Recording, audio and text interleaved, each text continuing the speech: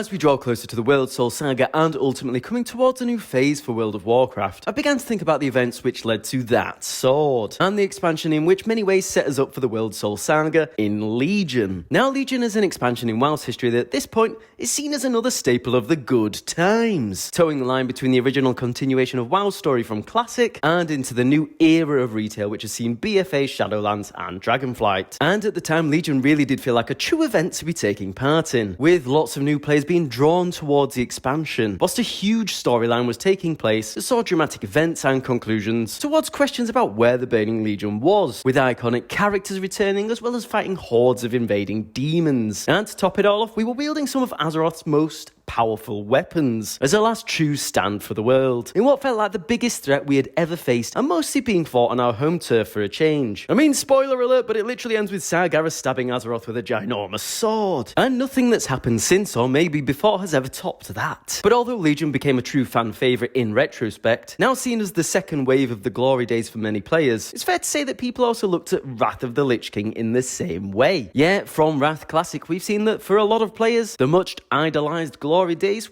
weren't quite the glory days, and maybe everything isn't as peachy keen as we remember. So, with the expansion that saw that sword, which becomes increasingly relevant the closer we draw to the World Soul Saga, and with fresh judgments of old expansions in mind, let's put on our rose-tinted glasses and take a look at the good and the bad of Legion. But just before we jump in, as always, feel free to like and subscribe if you're new here, as it helps me out a bunch. So, thanks very much indeed. Now, let's get on with it. Now, I think it's fair to say that a pretty easy place to start for the expansion is the fact that visually, Legion looked fantastic. Based on pure aesthetics, the armor sets, leveling zones and bosses that we encountered through the expansion, everything really did look top-notch. And the whole vibe of the expansion was a bit of a throwback in many ways, providing a helping hand of elitist nostalgia from the Burning Crusade, whilst dragging the expansion into current day by adding more variations of demons, items, and enemies that seemed entirely plausible that could have been added back in the day in Burning Crusade. For example, I loved the updated model of Kil'jaeden in Tomb of Sargeras when compared to the original Sunwell model. I thought this was a great way to bring his character back whilst looking fresher and paying homage to the original designs that we all loved back in the day. So it's a great help that visually the tone was clear for the expansion and that some effort had gone into the base design of the game. Now, a counterpoint for this is that there are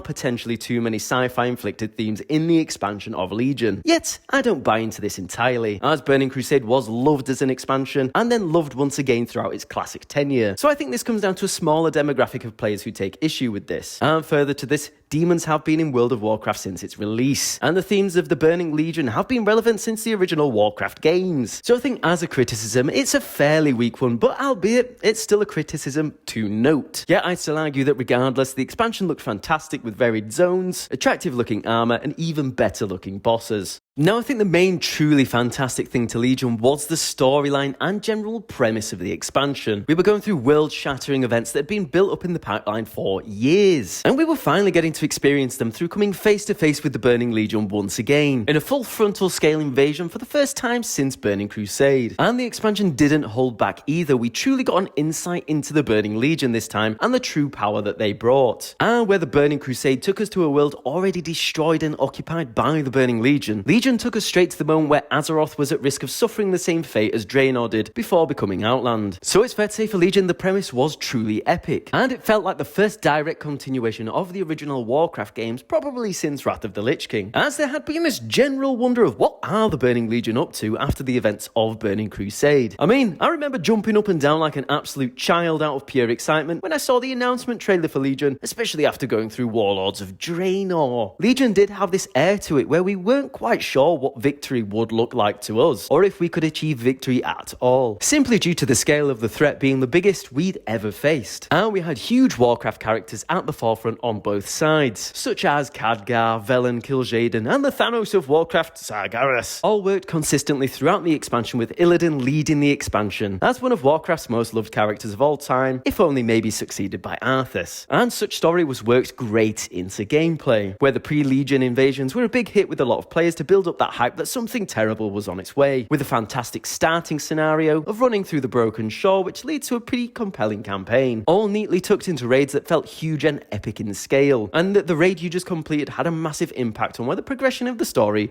was headed. Yet, saying that, there were still one or two puzzling factors to me that felt slightly out of place. For example, I didn't really feel like we needed to kill Jaden's very last moment change of heart at the end of Tomb of Sargeras, saying he didn't think he could stop Sargeras, so that's why he became an evil demon overlord that tried to kill us and destroy the entire world twice, just before he got turned into a giant green fart. And where big character deaths like Varians felt like an epic sacrifice and really reflected the tone of the situation, there were some characters' deaths that felt entirely unnecessary and were carried out pretty poorly, such as Tyrion Fordring, who got treated like a completely powerless character and a bit of a side note, being captured and burned by demons to only then die of his wounds. To me, for a character who had such an epic backstory, especially given the fact he shattered Frostmourne when infused so intensely by the light, after leading the front to take down the Lich King, his death really didn't feel like a fitting end to me. We could have easily had him completely burned by the Fellfire to the point where he was just unable to fight or lead, which would have been an acceptable story for us to then take the mantle of Ashbringer as the main paladin. And then Tyrion could have simply resorted to relying on his wisdom to help, a bit like WoW's version of Deckard Cain in Diablo. But overall, Legion's story still was packaged quite excellently in a continuation of a long-standing tale for what felt like an epic conclusion in finally repelling the Burning Legion, a story which had been in the works since the original Warcraft games themselves. And I think Legion did do justice to that storyline.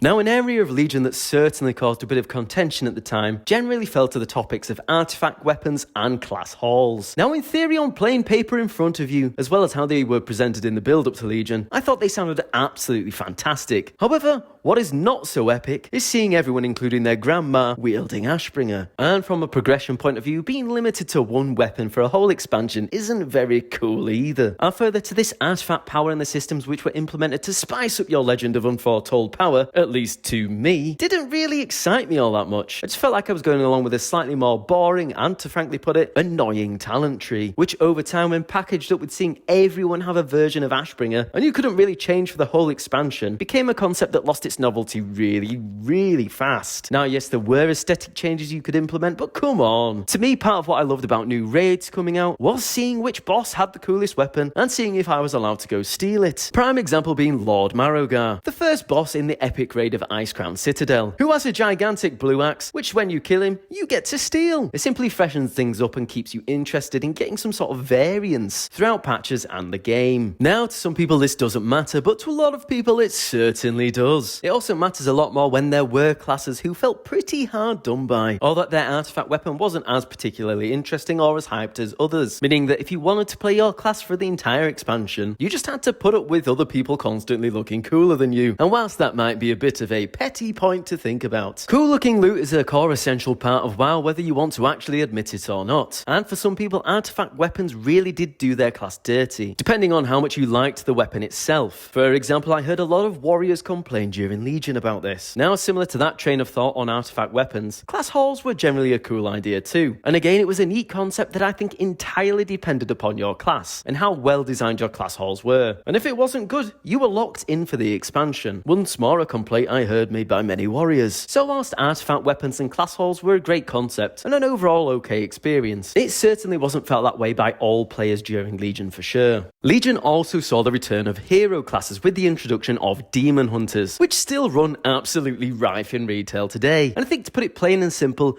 demon hunters are just pure fun. I did level a demon hunter back in Legion, but I also recently re-leveled one to 70 in Dragonflight, and I haven't stopped playing it. It's now what I'd consider my main alt. I'm still maining Paladin, but just to be honest, I usually get classes to 70 now, and my interest dwindles a bit. But Demon Hunters seem to have been the only class that spiked my interest and kept me locked in at 70 also. Now, back in the time of Legion, Demon Hunters as a hero class were obviously very reminiscent of Death Knight's introduction in Wrath of the Lich King. And in 2016, I decided Demon Hunters were great fun, but they couldn't scratch a mark on Death Knights. But I'd actually argue in true retrospect that Demon Hunter's zone and general abilities, whilst maybe not being as impactful as that first experience of DK's, is an awful lot closer than I ever gave it credit for. And I really did enjoy the way they worked the storyline of Demon Hunters being at the events of Black Temple. Usually I'm pretty uneasy with implementing characters being secretly there in past events as some kind of twist, as the majority of the time it goes wrong.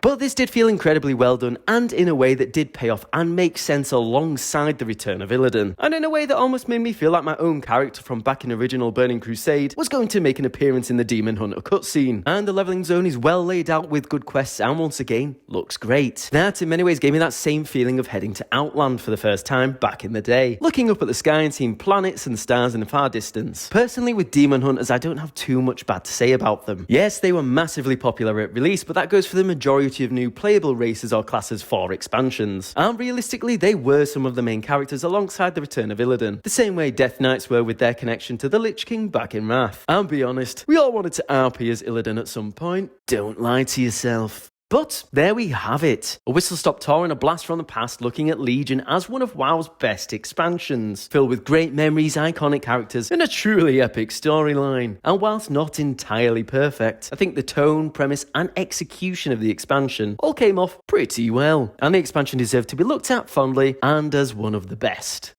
But what did you think? Did you love Legion or did you hate it? Or what did I leave out that was great or not so great about the expansion? Be sure to let me know in the comments. As always, feel free to like and subscribe if you're new here. And on that note, I think I'll say ta-ra for now, and I'll see you later.